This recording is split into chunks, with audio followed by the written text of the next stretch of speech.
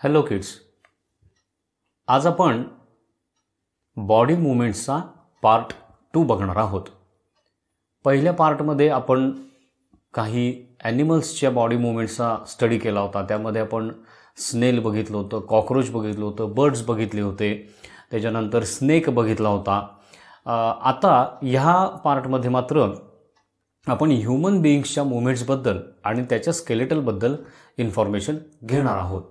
Movements in human beings. We can walk, run or jump, can also perform many movements. आता तुम्हाला माहिती आहे, आपल्याला डे टू डे वर्किंगमध्ये किंवा खेळत असताना, इकडे तिकडे फिरत असताना आपल्या बॉडीचे सगळे पार्ट वापरायला लागतात. आपण चालत असतो, वॉक करत असतो, रन करत असतो, जंप करत असतो, इतरही काही मूवमेंट करत असतो. तर यामध्ये आपण आपल्या बॉडीचे सगळे पार्ट्स यूज करत असतो. We blink our eyes, breathe in and out, move our mouth etcetera. तसंच बॉडीच्या इतरही काही मुवमेंट आपल्या चालू असतात. म्हणजे फक्त लोकोमोशनच नाही, पण अपार्ट फ्रॉम दॅट, जसं पहिल्या पार्टमध्ये आपण पाहिलं होतं तसं आपल्या बॉडीच्या इतरही मुवमेंट होत असतात. आपण आईज आपले ब्लिंक करत असतो, त्याच्यानंतर ब्रीदिंग इन आउट ब्रीदिंग करत असतो. आपलं माउथ, आता आपण मी तुमच्याशी बोलतोय तर माझ्या माउथची मुवमेंट होतीये, बरोबर, मानेची मुवमेंट होते, आपण हात हलवत असतो. म्हणजे ह्या इतर मुवमेंटसुद्धा आपल्या बॉडीच्या होत असतात. तिथं खाली पिक्चरमध्ये शेजारच्या तुम्हाला तिथं बऱ्याचशा मुवमेंट्स तिथं दाखवलेल्या आहेत बघा, त्याच्यावरून तुमच्या लक्षात येईल. We can rotate our head, can move it up and down. आपण आपलं डोकं इकडे तिकडे हलवू शकतो, खालीवर करू शकतो. We can fully rotate our arms, also bend our arm at the elbow but cannot bend arm backwards. आपला हात जो आहे हा आपण गोल फिरवू शकतो. खांद्याभोवती जर बघितलं तर दोन्ही बाजूंनी त्याची राऊंड मुवमेंट होऊ शकते. आपण इव्हन एल्बोमध्ये आपला हात बेंड सुद्धा करू शकतो, पण मागच्या बाजूला आपण आपला हात जास्त लांब करू शकत नाही. Can move some parts in various directions while others in only one direction. बॉडीचे काही पार्ट्स आहेत हे आपल्या वेगवेगळ्या डायरेक्शनमध्ये मूव्ह करू शकत असतो, पण काही ठराविक पार्ट्स आहेत ते मात्र एकाच डायरेक्शनमध्ये पुढे मागे होत असतात. फॉर एक्झाम्पल, आपण एल्बोमध्ये किंवा नीचा जॉईंट आपल्या जर बघितला तर फक्त एकाच दिशेने आपला पाय पुढे मागे होऊ शकतो. तो साईड वाईज आपण मूव्ह एल्बोमधनं नीमधनं आपण साईडवाईज करू शकत नाही. तसंच हाताची जरी मुवमेंट घेतली तर एल्बोमधनं हात फक्त एकाच डायरेक्शनला फिरतो. आपल्याला दोन्ही साईडला फिरवायचा असेल तर तो शोल्डर जॉईंटमधनं फिरतो. लक्षात आलं? म्हणजे काही पार्ट्स आहेत. फॉर एक्झाम्पल, नेक आहे आपली. नेक आपण कुठल्याही डायरेक्शनमध्ये मूव्ह करू शकतो, फक्त मागच्या बाजूला आपण उलटं बघू शकत नाही. लक्षात आलं? म्हणजे काही पार्ट्स जे आहेत हे व्हेरियस डायरेक्शनला मुवमेंट्स होते आणि काही पार्ट्स आहेत ते मात्र एकाच डायरेक्शनमध्ये मुवमेंट करत असतात. Some parts like nose, teeth, ears cannot be moved at all. आता यातले काही पार्ट जे आहेत ते मात्र अजिबात आपण हलवू शकत नाही. फॉर एक्झाम्पल, आपलं नोज आहे, नोज आपण हलवू शकत नाही. टीथ आहेत, टीथ हलवू शकत नाही. लक्षात आलं ना? असे काही ठराविक बॉडी पार्ट्स आहेत की जे आपण मूव्ह करू शकत नाही. In human body, one bone is connected to other with the joints for free movement of the body. आता तुम्हालाही माहिती आहे की आपल्या बॉडीमध्ये सगळी बोन्स आहेत आणि ही बोन्स सगळी एकमेकांना कनेक्ट आहेत. सेपरेट जरी असली तरी ती एकमेकांना जोडलेली आहेत आणि तो जो जिथं ती दोन बोन एकत्र आलेली असतात त्याला आपण काय म्हणतो? जॉईंट म्हणतो. आणि ह्या जॉईंटची फ्री मुवमेंट होते, त्यामुळे आपण बॉडीचे पार्ट्स काय करत असतो? मूव्ह करू शकत असतो. Joints are places where 2 or more bones meet. Joint म्हणजे काय? तर अशा ठिकाण की ज्या ठिकाणी एक किंवा एकापेक्षा जास्त बोन एकत्र आलेली असतात. तिथं साईडला तुम्हाला एक एक्सरे दाखवला आणि त्याच्यामध्ये नीचा जॉईंट दाखवलेला आहे बघा. त्याच्यात जर तुम्हाला बघितलं तर वरचं बोन आहे मांडीतनं येणारं बोन आणि खालचं पायाचं बोन, ही दोन बोन एकत्र आलेली आहेत. So that is the joint. आपल्या बॉडीमध्ये बरेच जॉईंट्स आहेत. इव्हन आपल्या फिंगरमध्ये जॉईंट्स आहेत. इथं वरचं हे जर बघितलं तर आपलं फिंगर आपण बेंड करू शकतो, तर तिथं दोन बोन्स त्याची एकत्र आलेली आहेत. That is also joint. Wrist is a joint, elbow is a joint. लक्षात आलं? शोल्डर, नेक हे सगळे काय आहेत? जॉईंट्स आहेत आपल्या बॉडीतले. Muscles are attached to bones and the joints which allow movements. आणि हे सगळ्यात महत्त्वाचं काय आहे तर ही मुवमेंट बोन्स करतात का? तर नाही.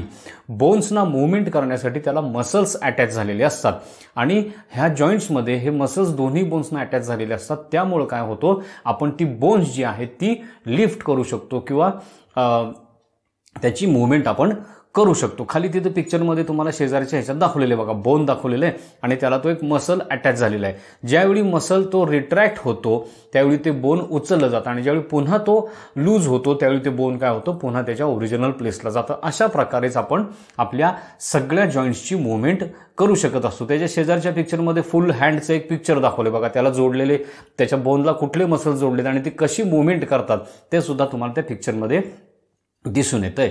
Different types of joints allow different types of movements. आता बघा आपल्या बॉडीमध्ये वेगवेगळ्या प्रकारचे जॉईंट्स आहेत. मगाच्या स्लाइडमध्ये आपण पाहिलं की काही पार्ट्स आहेत ते एकाच डायरेक्शनमध्ये मूव्ह होतात, काही पार्ट्स आहेत ते व्हेरियस डायरेक्शनमध्ये मूव्ह होतात. ह्याला कारण काय, तर तिथं असणारा तो एक पर्टिक्युलर प्रकारचा जो जॉईंट असतो त्याच्यामुळं ह्या डिफरंट मुवमेंट्स आपल्याला पॉसिबल होतात. Human skeleton is made of bones. सगळ्यात इम्पॉर्टंट काय, जसं आपण मागच्या पार्टमध्ये बघितलं की अर्थवर्म असेल, स्नेल असेल तर त्यांच्या बॉडीत लिक्विड असतं, त्या लिक्विडमुळे त्यांच्या बॉडीला शेप आलेला असतो, म्हणजे त्यांचं लिक्विड स्केलेटन आहे. तसं आपल्या बॉडीमध्ये हे बोन्सचं स्केलेटन तयार झालेलं असतं, त्यामुळं आपल्या बॉडीला एक शेप आलेला असतो. Bones are rigid and hard structure. Bone म्हणजे काय, एक रिजिड आणि हार्ड असं एक स्ट्रक्चर आहे. Newborn baby have more than 300 bones. Newborn baby जी छोटं बाळ जे असतं त्याच्या बॉडीमध्ये 300 बोन्स असतात ऑल टुगेदर कॅल्क्युलेट केली तर. ॲज बेबी ग्रोज सम बोन्स फ्यूज. जसं जसं बेबी मोठं होत जातं तसं त्याच्यातले काही बोन्स आहेत ही एकमेकांना फ्यूज होऊन त्यांचं एकच बोन तयार होतं. An adult it has only 206 bones. आणि ज्यावेळी ते बेबी फुल ग्रोन होतं ॲडल्टमध्ये त्यावेळी मात्र त्या बेबीच्या बॉडीमध्ये फक्त 206 बोन्स आपल्याला दिसून येतात. शेजारी तिथं तुम्हाला स्केलेटन दाखवलंय बघा, हेडपासून टोपर्यंत आपल्या बॉडीमध्ये सगळी बोन्स आहेत. आणि ॲडल्टमध्ये, फुल ग्रोन ॲडल्टमध्ये ती किती असतात नंबर त्याचा, 206. अगदी स्मॉलेस्ट स्मॉल बोन आपण बघितलं होतं की आपलं जो इयर आहे त्याच्या आतमध्ये एकदम आपला राईसचा एक ग्रेन असतो ना त्या साईजचं एक बोन असतं. मग ती सगळी जर मोजली तर they come to 206 bones. Human skeleton has 206 bones joined together by muscles and other connecting tissue. आता हे 206 बोन्स जे आहे ते प्रत्येक बोन हे सेपरेट आहे, त्याला काही तिथं स्क्रू बसवलेलं नाहीये किंवा खेळा मारलेला नाहीये. मग ही बोन सगळी एकत्र राहतात कशी, तर ही सगळी बोन्स जी आहेत ही मसल्सनी एकमेकांना बाइंड केलेली असतात किंवा कनेक्टिंग टिश्यूनी ती एकमेकांना धरून ठेवलेली असतात. शेजारच्या पिक्चरमध्ये दाखवले बघा, हाफ पोर्शनमध्ये तुम्हाला स्केलेटन दिसते, बोन्स दिसत आहेत आणि अदर हाफ पोर्शनमध्ये त्याच्यावर असणारे सगळे मसल्स दिसत आहेत. हे मसल्स काय करत असतात, ही बोन्स सगळी जी आहेत ही एकमेकांना घट्ट धरून ठेवत असतात. Bones are arranged in a framework which gives a shape to our body called skeleton. आता हे जी बोन्स असतात ही एका विशिष्ट फ्रेममध्ये अरेंज केलेली असतात. म्हणजे पर्टिक्युलर बोन तिथं जातात. आता स्कलचं बोन आपल्या डोक्यातच असतं, लक्षात आलं. फिंगरची बोन्स आहेत ती फिंगरमध्ये असतात आणि एका पर्टिक्युलर सिक्वेन्सनी ही सगळी बोन अरेंज केलेली असतात. त्यामुळे त्याला एक शेप आलेला असतो की ज्याला आपण काय म्हणतो, आपलं स्केलेटन असं म्हणतो. It provides framework for body. सगळ्यात इम्पॉर्टंट काय तर आपल्या बॉडीला हे फ्रेमवर्क प्रोव्हाइड करत असतं. काय, स्केलेटन. जसं तुम्ही बघता आरसीसी बिल्डिंग असते, आधी नुसतं फ्रेमवर्क तयार केलेलं असतं, बरोबर आहे ना, पिलर्स केलेले असतात, त्याच्यानंतर त्याच्यामध्ये कॉलम्स असतात. तुम्ही बघितलं असेल कन्स्ट्रक्शन होताना आधी काय केलं जातं, आधी कॉलम्स आणि पिलर्सचा एक मोठाच्या मोठं फ्रेमवर्क तयार केलं जातं आणि मग त्याच्यामध्ये विटा वगैरे बसवून दारं खिडक्या, मग ते बिल्डिंग ती कंप्लीट होते. तसं आपल्या बॉडीमधलं जे फ्रेमवर्क आहे ते काय आहे, हे स्केलेटन आहे. It maintains shape and provides support to the body. ह्याच्यामुळं काय होतं, आपल्या बॉडीला एक विशिष्ट शेप आपल्या बॉडीचा मेंटेन होतो आणि दुसरी गोष्ट काय, ह्या बॉडीला आपल्याला त्याचा एक सपोर्ट मिळतो. बघा ज्या ॲनिमल्सच्या बॉडीमध्ये लाईक स्नेल, अर्थवर्म ह्यांच्या बॉडीमध्ये स्केलेटल नाही आहे, त्यामुळे त्यांची बॉडी कशी असते, त्यांना जमिनीवरनं सरपटत चालावं लागतं. दे कॅनॉट स्टँड इरेक्ट. पण आपल्या बाबतीत आपण ग्राउंडवरती स्टँड होऊ शकतो. व्हाय, कारण आपली बॉडी उभी करण्यासाठी ही बोन्स आपल्याला हेल्प करत असतात. It helps us to perform various movements. तसंच ज्या काही मुवमेंट आपली बॉडी करत असते त्या सगळ्या मुवमेंट्स आपल्याला पॉसिबल कशामुळे होतात, या स्केलेटनमुळे किंवा या बोन आणि मसल्सच्या कॉम्बिनेशनमुळे. आणखीन फंक्शन काय आहे, rigid bone framework protection to soft and important internal organs as brain is protected by bony box called cranium. आता हे जे रिजिड बोन्स आहेत ही एकदम हार्ड आहेत, टफ आहेत, त्याच्यामुळे काय होतं, त्याच्या आपल्या बॉडीच्या इंटरनल ऑर्गन्स जे काही आहेत त्याच्याभोवती एक प्रोटेक्टिंग फ्रेमवर्क किंवा प्रोटेक्टिंग कव्हर तयार होतं. लक्षात आलं. आणि ह्याच्यामुळं काय होतं, बाहेरनं कुठलाही शॉक आपल्या बॉडीला बसला, धक्का बसला किंवा मार बसला तर तो इंटरनल जे डेलिकेट ऑर्गन्स आहेत तिथपर्यंत तो पोहोचून दिला जात नाही, तो वरच्यावरती प्रोटेक्ट केलं जातं. हे काम कोण करत असतं, तर आपली बोन्स करत असतात. Because they are very rigid, tough and strong. For example, आपला जो ब्रेन आहे तो बघितलं तुम्ही, वरनं जर हात लावला तर तुम्हाला कठीण अशी आपली स्कल लागते, त्याला आपण क्रॅनम म्हणतो. ते जे बॉक्स आहे ते बोनी बॉक्स, आणि त्या बॉक्सच्या आतमध्ये तो ब्रेन आपला फिट केलेला आहे. शेजारच्या पिक्चरमध्ये दाखवलंय बघा, स्कल दाखवले आणि त्याच्या आतमध्ये तो ब्रेन आहे. त्यामुळे डोक्याला कितीही लागलं. आता तुम्हाला एक गोष्ट माहिती आहे, brain is the most delicate part in our body. मग त्याला जर धक्का लागला तर तो माणूस जखमी होऊ शकतो, कायमचा अधू होऊ शकतो, हँडिकॅप होऊ शकतो किंवा त्याची डेथही होऊ शकते. मग त्या ब्रेनला प्रोटेक्ट करण्यासाठी हेल्मेट सारखं वरनं आपल्या नॅचरल हेल्मेट आपण म्हणू शकतो की जे स्कल आहे. तसंच heart and lungs are protected by rib cage. आपल्या बॉडीमध्ये तुम्हाला माहिती आहे, चेस्टमध्ये आतमध्ये लेफ्ट साईडला हार्ट आहे, नंतर 2 लंग्स आहेत. They are also very delicate. त्याला थोडा जरी काही धक्का लागला तरी डेथ होऊ शकते. मग त्याला कशाचं कव्हर आहे, तर आपली जी रिब केज आहे, आपले जे रिब्स आहेत त्याचा एक केज, एक पिंजरा तयार झालेला आहे. आणि ह्या पिंजऱ्यामुळे काय होतं, आतमध्ये त्याच्या हार्ट आणि लंग्स ही काय आहात सेफ राहतात. शेजारच्या पलीकडच्या ह्याच्यामध्ये तुम्हाला दाखवलेत बघा, काही इंटरनल ऑर्गन्स दाखवलेत, ते रिबकेजच्या आतमध्ये फिट झालेले आहेत. त्यामुळे वरनं जरी कितीही मार लागला तरी आतमध्ये लंग्सला किंवा आपल्या हार्टला त्याचा कुठलाही त्रास होत नाही. म्हणजेच बॉडीला सपोर्ट देणं, बॉडीचा शेप मेंटेन करणं, मुवमेंटसाठी हेल्प करणं, ह्याबरोबरच आपले जे डेलिकेट इंटरनल ऑर्गन्स काही आहेत त्यांना प्रोटेक्शन प्रोव्हाइड करायचं काम सुद्धा आपलं स्केलेटन करत असतं. त्याच्यानंतर बोन्स आपण बघूया. Bones are hard outside, have a soft spongy mass inside called bone marrow. Bone जर तुम्ही वरनं दाबून बघितलं तर एकदम हार्ड असतं, किंवा असं वाजवलं तर त्याचा कट कट कट कट आवाज असतो. म्हणजे बाहेरच्या बाजूने आपलं बोन एकदम हार्ड असतं, पण तेच इंटरनली जर तुम्ही बघितलं तर त्याच्या सेंटरला आतमध्ये सॉफ्ट स्पॉन्जी असा एक टिश्यूचा मास असतो. त्याला काय म्हणतो आपण, bone marrow. And this bone marrow produces blood cells. शेजारचे डायग्राम जर तुम्ही बघितले तर तिथं कट सेक्शन बोनचा दाखवला आहे. वरचा हार्ड पोर्शन तुम्हाला दाखवलेला आहे आणि त्याच्या आतल्या साईडला तुम्हाला सेंटरला बोन मॅरो दिसतोय. That is like a flesh, एकदम सॉफ्ट टिश्यू असतो तो. आणि त्या बोन मॅरोचं काम काय आहे, तर आपल्या बॉडीत जे ब्लड सेल्स असतात, ब्लड जे आपलं तयार होतं किंवा त्याचे ज्या सेल्स आहेत त्या प्रोड्यूस करण्याचं काम हे बोन मॅरो करत असतं. आता हे झालं बोन्सबद्दल, पण बोनच्या बरोबरच काही सॉफ्ट पार्ट पण आपल्या बॉडीमध्ये आहेत की जे आपल्या बॉडीला शेप देतात. बघा, तुम्ही नाकाच्या टोकाला जर हात लावून बघितला किंवा कानाला जर हात लावून बघितला तर तो सॉफ्ट आहे, पण कसा आहे, त्याला एक रिजिड शेप आहे. लक्षात आलं. तो बेंड होऊ शकतो पण पडत नाही. लक्षात आलं. म्हणजे त्याच्या आतमध्ये सुद्धा बोन सारखं काहीतरी स्ट्रक्चर आहे. Some additional parts of skeleton not hard as bone can be bent called cartilages. आपल्या बॉडीमध्ये हे जे काही सॉफ्ट बोनसारखे पार्ट आहेत, पण ते बोन एवढे हार्ड नाही आहेत, ते सॉफ्ट आहेत, पण त्यांचं काम बोनचंच आहे, तर त्याला काय म्हटलं जातं, कार्टिलेजेस असं म्हटलं जातं. Cartilage is a soft elastic and easily bent. Cartilage जर तुम्ही बघितलं, कानाला जर तुम्ही हे असं मोडून बघितला तर तो एकदम सॉफ्ट आहे, इलॅस्टिक आहे. इलॅस्टिक म्हणजे काय, तुम्ही कान जर फोल्ड केला आणि सोडला तर पुन्हा तो ओरिजिनल शेप घेतो, म्हणजे इलॅस्टिसिटी आहे आणि इझिली ते बेंड होऊ शकतं. It reduces pressure on bones during jerky movements. तिथं शेजारच्या पिक्चरमध्ये तुम्हाला दाखवलाय नीचा जॉईंट दाखवलाय. आपल्या वरचं थायमधलं बोन आहे आणि खालचं पायातलं बोन आहे. त्याच्यामध्ये तुम्हाला ब्ल्यू कलरचं असं कार्टिलेज दिसते. तो ब्ल्यू कलर तुम्हाला कळण्यासाठी आहे. ॲक्च्युली ब्ल्यू कलरचं कार्टिलेज नसतं. It is like a white cells. लक्षात आलं. तर मेन काय होतं की it provides a cushion between two bones. आता हे खालचं बोन आणि हे वरचं बोन ही एकमेकांवर बसलेत. ह्याच्यामध्ये जर काही कुशन नसेल तर काय होणार, ते एकमेकांवर घासणार आणि त्यांची विअर अँड टिअर होणार, झीज होणार. मग हे होऊ नये किंवा एकमेकांवरती आपटू नयेत. आपटली तर काय होईल, क्रॅक होतील, तुटतील ती बोन्स. आपण जम्प करत असतो, कुठनं आपण स्पीडने चालत असतो किंवा बॉडीला जर्क बसत असतात. हे जर्कचा त्या बोनच्या जॉईंटवरती परिणाम होऊ नये म्हणून काय केलेलं असतं, त्याच्या दोन्हीच्या मध्ये हे सॉफ्ट कार्टिलेज असतं की जे काय करतं, कुशनिंगचं काम करत असतं. शेजारच्या तिथं आणखीन एक तुम्हाला स्केलेटन दाखवलंय बघा. त्याच्यामध्ये असे ग्रे कलरचे पॅचेस दिसत आहेत तुम्हाला. ते सुद्धा काय आहे, सगळं कार्टिलेज आहे.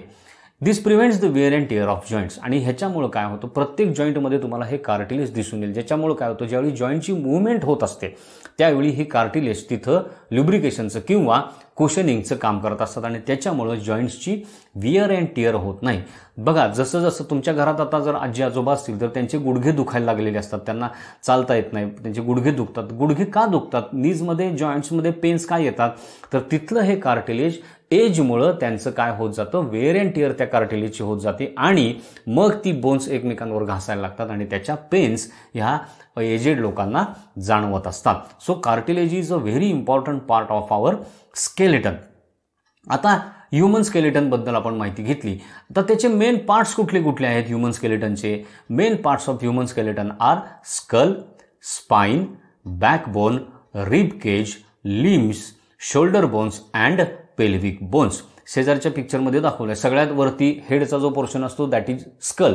शोल्डरमध्ये इथं तुम्हाला जे दोन हार्ड पॉईंट्स जे लागतात किंवा हे आडवं जे बोन लागतं that is a shoulder bone. त्याच्या खाली चेस्टमध्ये असतात. एक एक तुम्हाला असं जर प्रेस करून बघितलं तर तुम्हाला अशा एकमेकांना पॅरलल जाणाऱ्या काही हार्ड स्ट्रक्चर किंवा बोन्स लागतात. They form rib cage. त्याच्यानंतर बॅक साईडला जर पाठीला तुम्ही हात लावलात तर आपल्या पाठीच्या सेंटरला अशी एक तुम्हाला चेन हाताला लागते बोन्सची. That is nothing but a backbone or spine. त्याच्यानंतर तुम्ही जर कमरेच्या खाली हात लावला तर तिथं दोन एकदम हार्ड बोन्स दोन्ही साईडला लागतात थायच्या वरच्या पोर्शनमध्ये.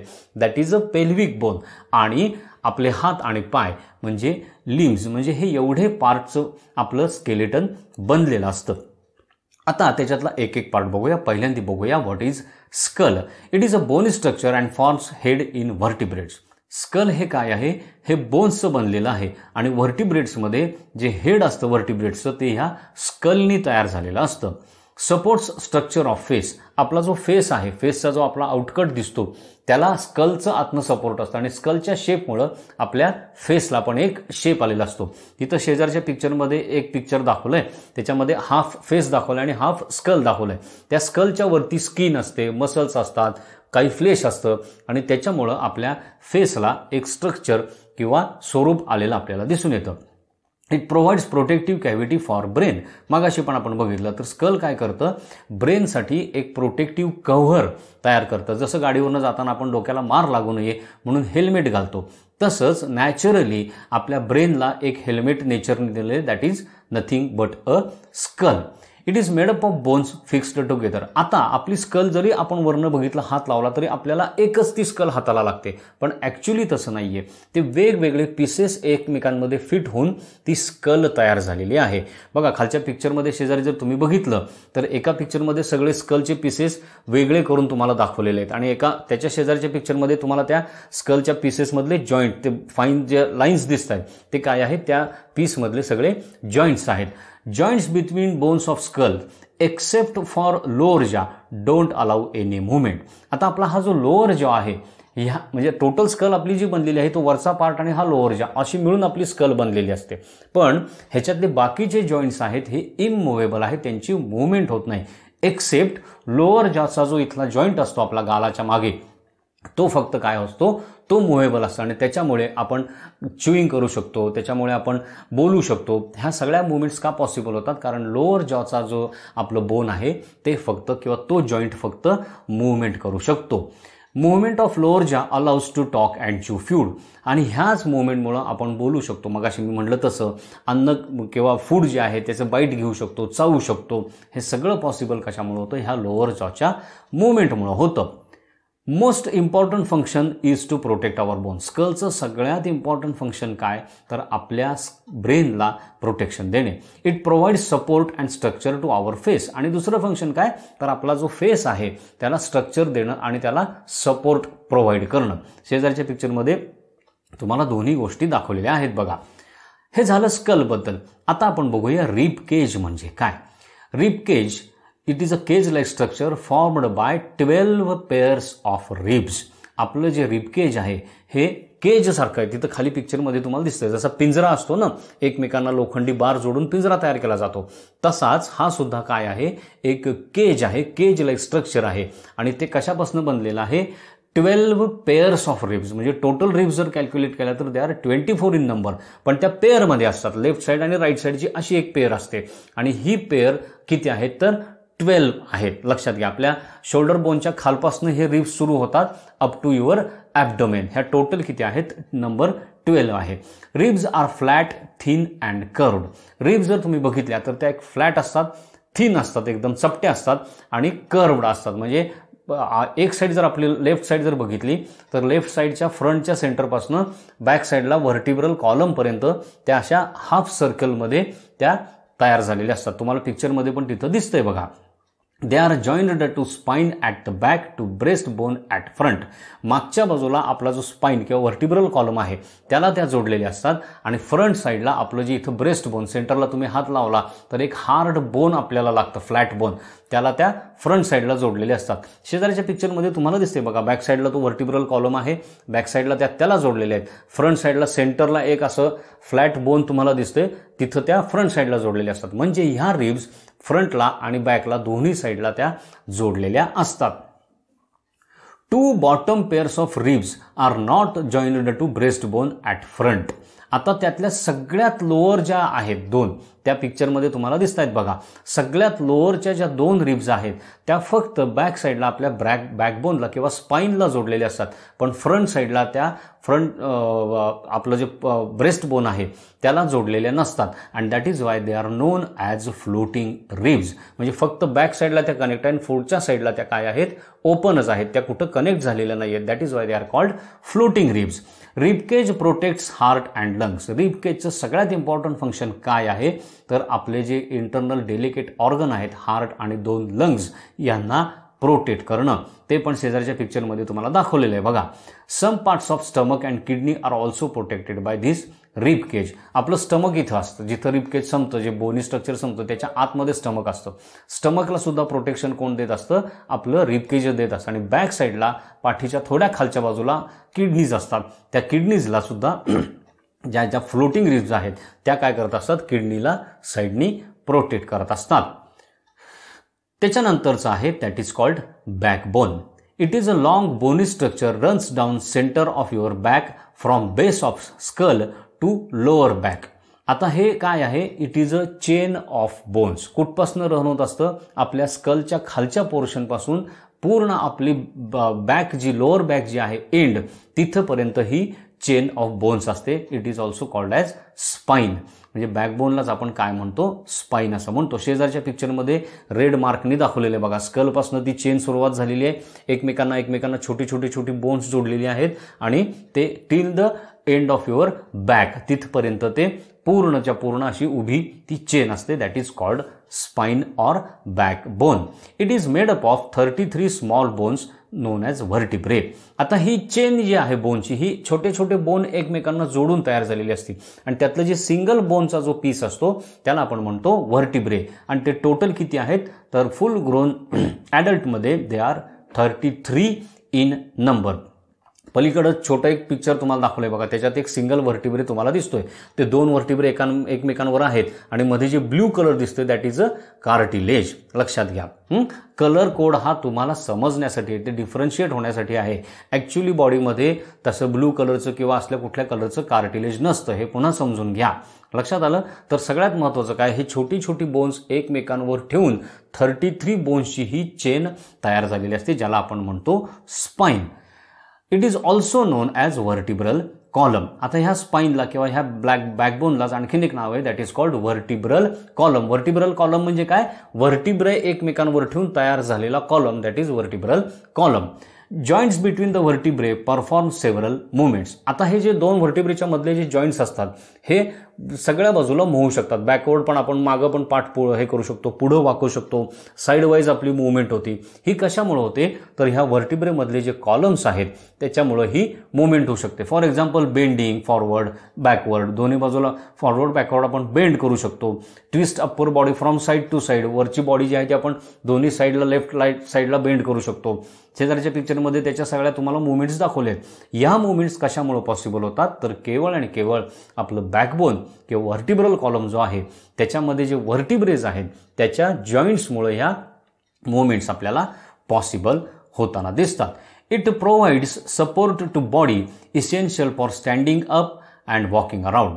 सगळ्यात महत्त्वाचं काय, बॉडी आपली स्ट्रेट कशामुळे राहते, तर हा जो व्हर्टिब्रल कॉलम आहे फ्लेक्झिबल, तो स्ट्रेट केला की आपली बॉडी स्ट्रेट होते. म्हणजे थोडक्यात काय, आपल्या बॉडीला स्ट्रेट उभं राहण्यासाठी वॉकिंग करताना किंवा इतर मुवमेंट करताना बॉडीचा जो अप्पर पोर्शन आहे हा स्ट्रेट ठेवण्यासाठी आपल्याला बॅकबोन सपोर्ट करत असतं. It protects spinal cord which is very important delicate organ in our body. तुम्हाला सगळ्यांना माहिती आहे ब्रेनपासून स्पायनल कॉर्ड तयार झालेला असतो, बरोबर आहे. तो शेवटपर्यंत आपल्या बॅकच्या एंडपर्यंत रन झालेला असतो आणि त्याला प्रोटेक्शन कोण देत असतं, तर हे व्हर्टिब्रे देत असतात. हे व्हर्टिब्रेच्या सेंटरला पोकळ असतात, ते होल असतं आणि एकमेकांवरती ही होल अरेंज करून एकच पाईपसारखं स्ट्रक्चर तयार झालेलं असतं की ज्याच्यातनं हा स्पायनल कॉर्ड एंडपर्यंत आपल्या बॉडीच्या आलेला असतो. तिथं शेजारी पिक्चरमध्ये तुम्हाला दोन्ही प्रकारे दाखवलेत बघा. पहिल्या पिक्चरमध्ये येलो कलरचा स्पायनल कॉर्ड आहे, तो ब्रेनपासनं पार बॅकच्या एंडपर्यंत आलेला दाखवला आहे आणि ह्या दोन व्हर्टिब्रेच्या मध्ये जी गॅप असते त्याच्यातनं आपले जे हे असतात स्पाइन्स किंवा आपण ज्याला मज्जातंतू म्हणतो, हे त्याच्यातनं बाहेर पडलेले असतात आणि ते सगळ्या बॉडीवरती त्याचं काय झालेलं असतं, एक नेटवर्क तयार झालेलं असतं की जे आपल्याला सेन्स करण्यासाठी मदत करत असतं. शेजाऱ्याच्या पिक्चरमध्ये सुद्धा तुम्हाला दाखवला आहे, तो स्पायनल कॉर्ड आहे आणि तो एंडपर्यंत आपल्या पाठीच्या खालपर्यंत पोचलेला आहे. तर सगळ्यात महत्त्वाचं काय की स्पायनल कॉर्ड हे जे आहे हे आपल्याला प्रोटेक्ट करण्यासाठी ह्या व्हर्टिब्रल कॉलमचा सपोर्ट किंवा हेल्प मिळते. Spinal cord is a pathway for sending and receiving messages between brain and body parts. तुमच्या बोटाला भाजतं पण तुमच्या ब्रेनला ते सेन्स होतं. कशामुळं, तर आपल्या बॉडीमध्ये ज्या नर्व्स आहेत ह्या नर्व्स काय करतात, तो सेन्सचा मेसेज आपल्या ब्रेनपर्यंत पोहोचवतात. हे कशा थ्रू काम केलं जातं, आपल्या स्पायनल कॉर्ड थ्रू केलं जातं. स्पायनल कॉर्ड जी मेन कॉर्ड आहे ती पिक्चरमध्ये शेजारी दाखवली आहे तशी आपल्या व्हर्टिब्रल कॉलमच्या सेंटरला प्रोटेक्ट केलेली असते. दोन व्हर्टिब्रेच्या मधनं नर्व्स बाहेर पडलेले असतात आणि त्या सगळ्या बॉडीमध्ये आपल्या स्प्रेड झालेल्या असतात की ज्या ॲक्च्युअली आपल्याला टेम्परेचर, टच किंवा इतर जी काही बाहेरचे सेन्स आहेत ते आपल्याला सेन्स करायला हे नर्व्स आपल्याला मदत करत असतात. पण हे काम मेन कोण करत असतं, it is a pathway between brain and your body parts. कोण, spinal cord. That is why it is very important to protect that spinal cord. आणि हे फंक्शन कोण करतं, तर बॅकबोन किंवा व्हर्टिब्रल कॉलम त्या स्पायनल कॉर्डला प्रोटेक्शन देत असतं. Backbone or vertebral column present in many other animals. आता फक्त ह्युमनमध्येच व्हर्टिब्रल कॉलम आहे का, तर नाही. इतर अनेक ॲनिमल्स आहेत ज्यांच्या बॉडीमध्ये पण आपल्याला बॅकबोन सापडतं. स्नेक आहे, रेप्टाईल्स आहेत, क्रॉकोडाईल आहे, सगळे बर्ड्स आहेत, काऊज आहेत म्हणजे मॅमल्स आहेत, गोट, काऊ हे सगळे आहेत. त्याच्यानंतर फिश आहेत. ह्या सगळ्यांच्या बॉडीमध्ये तुम्हाला व्हर्टिब्रल कॉलम सापडतो. Presence of a backbone is used to classify animals. आता हा बॅकबोनचा प्रेझेन्स म्हणजे एखाद्या ॲनिमलच्या बॉडीमध्ये बॅकबोन आहे का नाही त्याच्यावरनं त्या ॲनिमलचं क्लासिफिकेशन आपण करू शकतो. Animals with backbone or vertebrates are called vertebrates. ज्या ॲनिमलच्या बॉडीमध्ये बॅकबोन आहे किंवा व्हर्टिब्रल कॉलम आहे त्यांना आपण काय म्हणतो, व्हर्टिब्रेट्स असं म्हणतो. कोण कोण आहेत, फिश आहे, स्नेक आहे, बर्ड्स, ह्युमन्स, रेप्टाईल्स हे सगळे काय आहेत, व्हर्टिब्रेट्स आहेत. कारण त्यांच्या बॉडीमध्ये तुम्हाला व्हर्टिब्रल कॉलम प्रेझेंट दिसतो. Without a backbone they are called invertebrates. आणि ज्यांच्या बॉडीमध्ये बॅकबोन नाहीये त्यांना म्हणलं जातं इनव्हर्टिब्रेट्स. अर्थवर्म आहे, स्नेल आहे, इन्सेक्ट आहे. लास्ट पार्टमध्ये आपण बघितलं होतं they don't have bones in their body. त्यामुळे व्हर्टिब्रल कॉलम असण्याचा प्रश्नच येत नाही आणि that is why they are called invertebrates. लक्षात आलं. आता इथपर्यंत हा पार्ट आपण संपवतोय. पुढच्या पार्टमध्ये आपण ह्युमन बॉडीतले जॉईंट्स कुठले असतात, काय असतात, ते कसे मूव्ह करतात, मसल एकमेकांना कसे अटॅच असतात, त्यांचे टाईप कुठले हे बघणार आहे. या पार्टमध्ये आपण काय काय बघितलं आत्तापर्यंत. सगळ्यात महत्त्वाचं आपण बघितलं की ह्युमन बिईंगची मुवमेंट कशा होतात, त्याच्या बॉडीमध्ये जे स्केलेटन, आपल्या बॉडीमध्ये जे स्केलेटन असतं ते कशा प्रकारचं असतं, बोन्स एकमेकांना कशी जॉईंट झालेली असतात, म्हणजे जॉईंट म्हणजे काय ते आपण बघितलं. त्यांच्या मुवमेंटसाठी मसल कसं फंक्शन करत असतात, टोटल आपल्या बॉडीमध्ये किती नंबर्स ऑफ बोन्स आहेत ते आपण बघितलं. त्याच्यानंतर ह्युमन स्केलेटनचं फंक्शन काय आहे ते आपण 5 फंक्शन्स बघितली वेगवेगळी. त्याच्यानंतर आपलं बोन कसं असतं, नंतर कार्टिलेज म्हणजे काय हे बघितलं. त्याच्यानंतर आपण काही इम्पॉर्टंट पार्ट्स आपल्या बॉडीतले बघितले. त्याच्यामध्ये आपण आतापर्यंत स्कल बघितलं, स्पाइन किंवा बॅकबोन किंवा व्हर्टिब्रल कॉलम बघितला, रिबकेज बघितलं. आता पुढच्या पार्टमध्ये उरलेले पार्ट्स आणि त्यांचं फंक्शन कसं होतं हे आपण बघणार आहोत. So friends, here ends the part 2 of body movements. Thank you.